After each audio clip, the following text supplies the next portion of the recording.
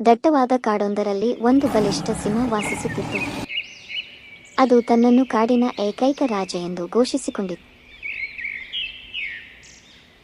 ಕಾಡಿನ ಎಲ್ಲ ಪ್ರಾಣಿಗಳು ಅದರ ಭಯದಲ್ಲೇ ಬದುಕುತ್ತಿದ್ದರು. ಅದೇ ಕಾಡಿನಲ್ಲಿ ಒಂದು ಜಾಣ ನರಿ ಕೂಡ ವಾಸಿಸುತ್ತಿತ್ತು. ಅದು ತನ್ನ ಬುದ್ಧಿವಂತಿಕೆಯಿಂದ ಎಲ್ಲರಿಗೂ ಸಹಾಯ ಮಾಡುತ್ತಿತ್ತು. ಒಂದು ದಿನ ಸಿಂಹವು ಕಾಡಿನ ಮಧ್ಯದಲ್ಲಿರುವ ದೊಡ್ಡ ಬಂಡೆಯ ಮೇಲೆ ನಿಂತು ಎಲ್ಲ ಪ್ರಾಣಿಗಳನ್ನು ಕರೆಯಿಸಿತು. ಮೊಲ, ಕೋತಿ, ಜಿಂಕೆ ಮತ್ತು ಇತರ ಪ್ರಾಣಿಗಳು ಭಯದಿಂದ ಅಲ್ಲಿಗೆ ಬಂದವು. ಈ ಕಾಡಿನಲ್ಲಿ ನಾನು ರಾಜ. ಇಂದಿನಿಂದ ಪ್ರತಿದಿನ ಒಬ್ಬ ಪ್ರಾಣಿ ನನ್ನ ಊಟಕ್ಕಾಗಿ ಬರಬೇಕು. ಈ ಮಾತು ಕೇಳಿ ಎಲ್ಲ ಪ್ರಾಣಿಗಳು ನಡುಗಿದವು. ಮಹಾರಾಜನೇ, ನಮ್ಮನ್ನು ಕ್ಷಮಿಸಿ. ನಾವು ತುಂಬಾ ಭಯಪಡುತ್ತಿದ್ದೇವೆ. ಪ್ರತಿದಿನ ಒಬ್ಬ ಪ್ರಾಣಿ ಬಂದರೆ ನಮ್ಮ ಕಾಡಿನ ಪ್ರಾಣಿಗಳೇ ಉಳಿಯುವುದಿಲ್ಲ. ಅದು ನನಗೆ ಸಂಬಂಧಪಟ್ಟ ವಿಷಯವಲ್ಲ. ನನ್ನ ಆದೇಶ ಪಾಲಿಸಲೇಬೇಕು. ಸಿಂಹದ ಗರ್ಜನೆ ಕೇಳಿ ಎಲ್ಲರೂ ಮೌನವಾಗಿ ಬಿಟ್ಟರು. ಆಗ ಜಾಣ ನರಿ ನಿಧಾನವಾಗಿ ಮುಂದೆ ಬಂದಿತು. ಮಹಾರಾಜನೇ, ನಿಮ್ಮ ಆದೇಶವನ್ನು ನಾವು ಗೌರವಿಸುತ್ತೇವೆ. ಆದರೆ ನಾನು ಒಂದು ಸಲಹೆ ನೀಡಬಹುದೇ? ಹೇಳು ನರಿ, ಆದರೆ ನನ್ನ ಸಮಯ ವ್ಯರ್ಥ ಮಾಡಬೇಡ.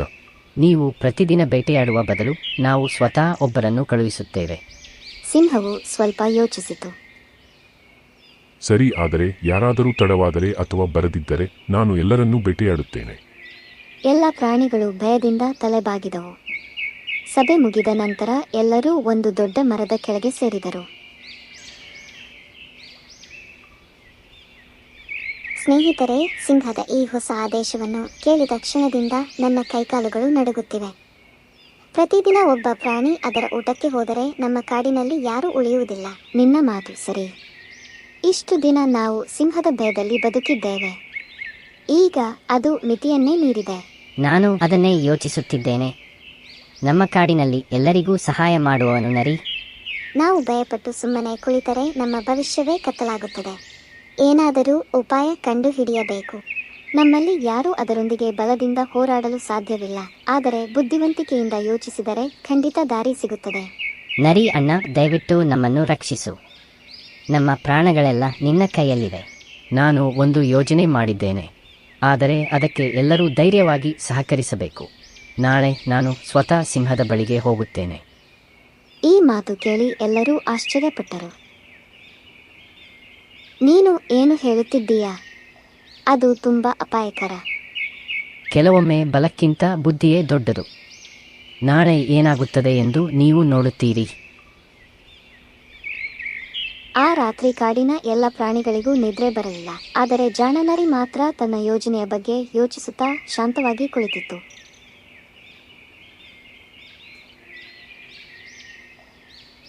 ಮರುದಿನ ಬೆಳಗ್ಗೆ ಕಾಡಿನ ಎಲ್ಲಾ ಪ್ರಾಣಿಗಳು ದೊಡ್ಡ ಆಲದ ಮರದ ಕೆಳಗೆ ಸೇರಿದ್ದವು. ಎಲ್ಲರ ಮುಖದಲ್ಲೂ ಆತಂಕ ಕಾಣಿಸುತ್ತಿತ್ತು. ಆದರೆ ಜಾಣ ನರಿ ಮಾತ್ರ ಶಾಂತವಾಗಿತ್ತು. ನರಿ ಅಣ್ಣ, ನೀನು ನಿಜವಾಗಿಯೂ ಸಿಂಹದ ಬಳಿಗೆ ಹೋಗುತ್ತೀಯಾ? ಹೌದು, ಆದರೆ ನಾನು ಈಗಲೇ ಹೋಗುವುದಿಲ್ಲ. ಎಲ್ಲ ಪ್ರಾಣಿಗಳು ಆಶ್ಚರ್ಯದಿಂದ ನರಿಯನ್ನು ನೋಡಿದವು. ಏಕೆ?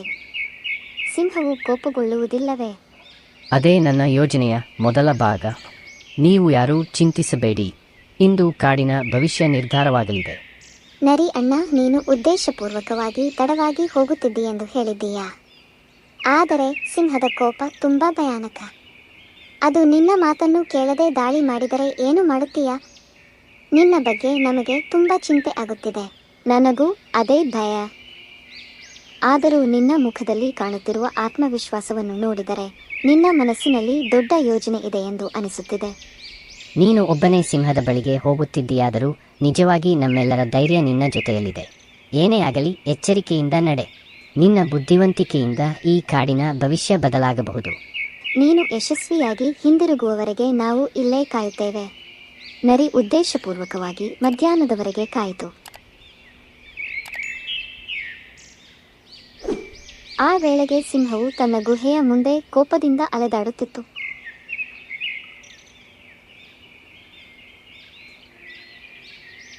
ಈ ಪ್ರಾಣಿಗಳು ನನ್ನನ್ನು ಮೋಸ ಮಾಡಲು ಯತ್ನಿಸುತ್ತಿವೆಯೇ? ಇವತ್ತು ಯಾರೂ ಬಂದಿಲ್ಲ. ಸಿಂಹವು ಗರ್ಜಿಸಿತು. ಅದರ ಧ್ವನಿ ಇಡೀ ಕಾಡಿನಲ್ಲಿ ಪ್ರತಿಧ್ವನಿಸಿತು.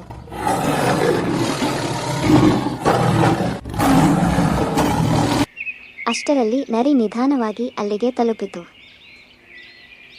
ನರಿ, ಇಷ್ಟು ತಡವಾಗಿ ಏಕೆ ಬಂದೆ? ನನ್ನ ಆದೇಶವನ್ನು ಮರೆತೆಯಾ? ಮಹಾರಾಜನೇ, ನನ್ನ ತಪ್ಪಲ್ಲ.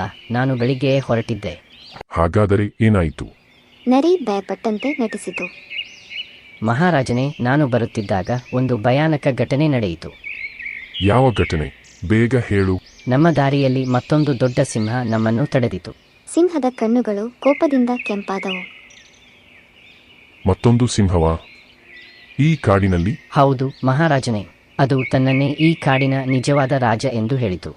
ನಾನು ಈ ಕಾಡಿನ ರಾಜ್. ನಾನು ಅದನ್ನೇ ಹೇಳಿದೆ. ಆದರೆ ಅದು ನಿಮ್ಮ ಬಗ್ಗೆ ಕೆಟ್ಟ ಮಾತುಗಳನ್ನಾಡಿತು. ಸಿಂಹವು ಮತ್ತಷ್ಟು ಕೋಪಗೊಂಡಿತು. ಅದು ಏನು ಹೇಳಿತು? ಆ ಹಳೆಯ ಸಿಂಹ ರಾಜನಲ್ಲ. ಅವನಿಗೆ ಧೈರ್ಯವಿದ್ದರೆ ನನ್ನ ಬಳಿ ಬರಲಿ ಎಂದು ಹೇಳಿತು. ಅವನ ಧೈರ್ಯವೇನು? ಈಗಲೇ ನನ್ನನ್ನು ಅವನ ಬಳಿಗೆ ಕರೆದುಕೊಂಡು ಹೋಗು. ನರಿ ಒಳಗೊಳಗೆ ಸಂತೋಷಪಟ್ಟಿತು, ಆದರೆ ಹೊರಗೆ ಭಯಪಟ್ಟಂತೆ ನಟಿಸಿತು. ಮಹಾರಾಜನೇ, ಅವನು ತುಂಬಾ ಬಲಶಾಲಿ. ನನ್ನ ಬಲದ ಬಗ್ಗೆ ನಿನಗೆ ಗೊತ್ತಿಲ್ಲವೇ? ಆ ಇನ್ನೊಂದು ಸಿಂಹ ಎಲ್ಲಿದೆ? ನಾನು ಅದನ್ನು ಈಗಲೇ ಶಿಕ್ಷಿಸುತ್ತೇನೆ. ಬೇಗ ದಾರಿ ತೋರಿಸು. ನರಿ ನಿಧಾನವಾಗಿ ಕಾಡಿನ ಆಳಕ್ಕೆ ನಡೆದು ಹೋಗಲು ಆರಂಭಿಸಿತು. ಸಿಂಹವು ಕೋಪದಿಂದ ಅದರ ಹಿಂದೆ ಸಾಗಿತು. ಸಿಂಹವು ಬಾವಿಯ ಅಂಚಿನತ್ತ ಹೆಜ್ಜೆ ಹಾಕಿತು. ಸ್ವಲ್ಪ ಸಮಯದ ನಂತರ ಅವರು ಒಂದು ಹಳೆಯ ಆಳವಾದ ಬಾವಿಯ ಬಳಿಗೆ ತಲುಪಿದರು.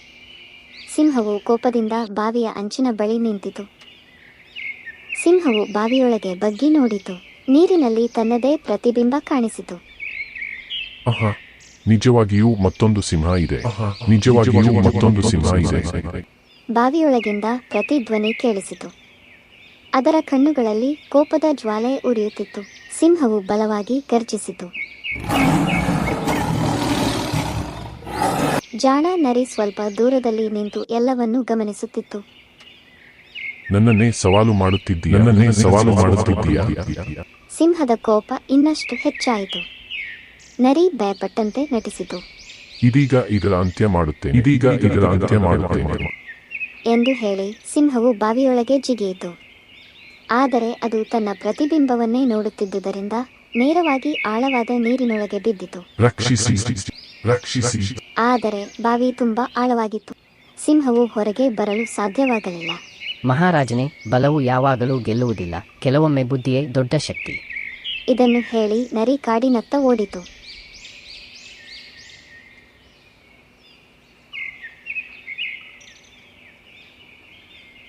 ಸ್ವಲ್ಪ ಸಮಯದ ನಂತರ ಎಲ್ಲ ಪ್ರಾಣಿಗಳು ದೊಡ್ಡ ಆಲದ ಮರದ ಕೆಳಗೆ ಸೇರಿದ್ದವು.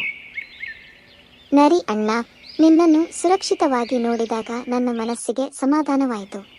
ನಾವು ಎಲ್ಲರೂ ಇಲ್ಲಿಯವರೆಗೆ ಉಸಿರೇ ಬಿಗಿ ಹಿಡಿದು ಕಾಯುತ್ತಿದ್ದೆವು. ಸಿಂಹಕ್ಕೆ ಏನಾಯಿತು? ಇನ್ನು ಮುಂದೆ ಯಾರೂ ಸಿಂಹಕ್ಕೆ ಹೆದರಬೇಕಾಗಿಲ್ಲ. ಸಿಂಹವು ತನ್ನದೇ ಕೋಪ ಮತ್ತು ಅಹಂಕಾರದಿಂದ ಸೋತಿದೆ. ಇಂದು ನಮ್ಮ ಕಾಡಿನ ಇತಿಹಾಸದಲ್ಲೇ ದೊಡ್ಡ ದಿನ. ಇಷ್ಟು ವರ್ಷಗಳಿಂದ ನಾವು ಭಯದಲ್ಲಿ ಬದುಕಿದ್ದೇವೆ. ಆದರೆ ಇಂದು ಆ ಭಯವೇ ಕೊನೆಗೊಂಡಿದೆ. ನರಿ ಅಣ್ಣ, ನಿನ್ನ ಧೈರ್ಯ ಮತ್ತು ಬುದ್ಧಿವಂತಿಕೆಯನ್ನು ನಾವು ಎಂದಿಗೂ ಮರೆಯುವುದಿಲ್ಲ. ನೀನು ನಮ್ಮ ಜೀವಗಳನ್ನು ಉಳಿಸಿದ್ದೀಯಾ. ಈ ಸಂತೋಷವನ್ನು ನಾವು ಎಲ್ಲರೂ ಸೇರಿ ಆಚರಿಸೋಣ. ಇನ್ನು ಮುಂದೆ ನಮ್ಮ ಕಾಡಿನಲ್ಲಿ ನಗು, ಆಟ ಮತ್ತು ಶಾಂತಿ ಮಾತ್ರ ಇರಲಿ. ಬಲದಿಂದ ಗೆಲ್ಲಲಾಗದ ಶತ್ರುವನ್ನು ಬುದ್ಧಿಯಿಂದ ಸೋಲಿಸಬಹುದು ಎಂಬ ಪಾಠವನ್ನು ನೀನು ನಮಗೆ ಕಲಿಸಿದ್ದೀಯಾ. ಇನ್ನು ಮುಂದೆ ನಾವು ಎಲ್ಲರೂ ಒಗ್ಗಟ್ಟಿನಿಂದ ಸಂತೋಷದಿಂದ ಬದುಕೋಣ. ಆ ದಿನದಿಂದ ಕಾಡಿನಲ್ಲಿ ಶಾಂತಿ ನೆಲೆಸಿತು. ಎಲ್ಲರೂ ಜಾಣ ನರಿಯ ಬುದ್ಧಿವಂತಿಕೆಯನ್ನು ಗೌರವಿಸಿದರು. ನೀತಿ, ಬಲಕ್ಕಿಂತ ಬುದ್ಧಿಯೇ ಶ್ರೇಷ್ಠ. ಚಿಂಟುಗಳೇ ಮತ್ತು ಪ್ರೀತಿಯ ಸ್ನೇಹಿತರೆ, ಇನ್ನಷ್ಟು ವಿಡಿಯೋಸ್ಗಳಿಗಾಗಿ ಈ ಚಾನೆಲ್ ಅನ್ನು ಸಬ್ಸ್ಕ್ರೈಬ್ ಮಾಡಿ.